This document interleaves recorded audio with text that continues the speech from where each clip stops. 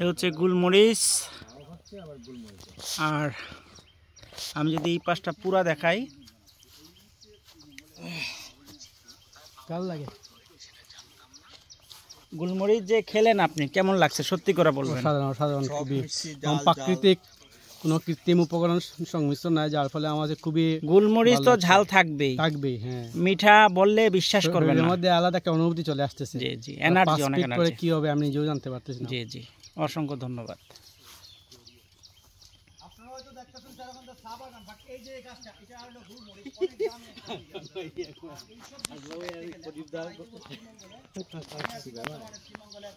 উদ্যাছড়া চা বাগান, এটা শ্রীমঙ্গল শহর থেকে প্রায় 20 কিলোমিটার মতো দূরে। আর এখন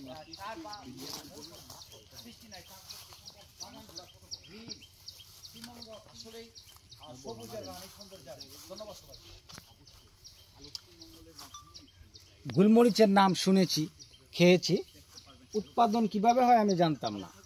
আমার পেছনে যে বাগানটা দেখতে পাচ্ছেন, এটা চা বাগান নয়, এটা গুলমরিচের বাগান। আপনি নিচে যেগুলো দেখতে পাচ্ছেন, এগুলো হচ্ছে চা গাছ, ঠিক তার পাশেই চাষ হচ্ছে গুলমরিচ। দেখেন গাছগুলা কতটুকু সুন্দর।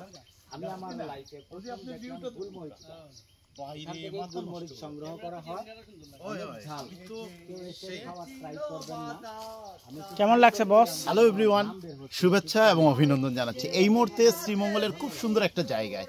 আর পেছনে যে গাছগুলো আপনারা দেখছেন, মনে হতে পারে পান গাছ অথবা যে কোনো একটা লতা পাতা গাছ, হ্যাঁ, কিন্তু এইগুলা হচ্ছে একটা ঔষধি গাছ, গুলমরিচ গাছ।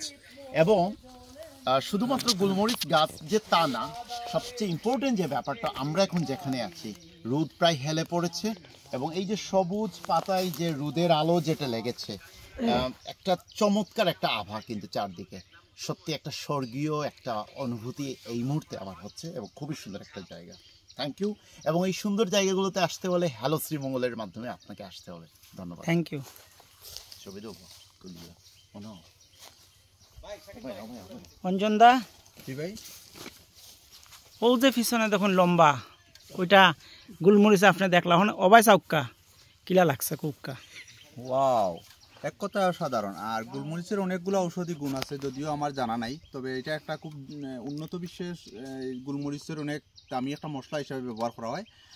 আর এই যে গুলমরিচের পাশাপাশি চা বাগান, আর এই যেটা এত সুন্দর ভিউ, আর যেটা আসলে আমি আমার কথা বলার মাধ্যমে হয়তো এইভাবে এই ভিউটা প্রকাশ পাবে না, কিন্তু সত্যিকার অর্থে যারা ভ্রমণ পিপাসু, হ্যালো শ্রীমঙ্গল, জাভেদ ভাই, সবই এই যে দৃশ্যটা সবকিছু এক কথায় অসাধারণ। থ্যাংক ইউ দাদা। আপনি দাদা, সবাই ভালো থাকবেন আর প্রকৃতির সৌন্দর্যকে ধরে রাখবেন। Thank you.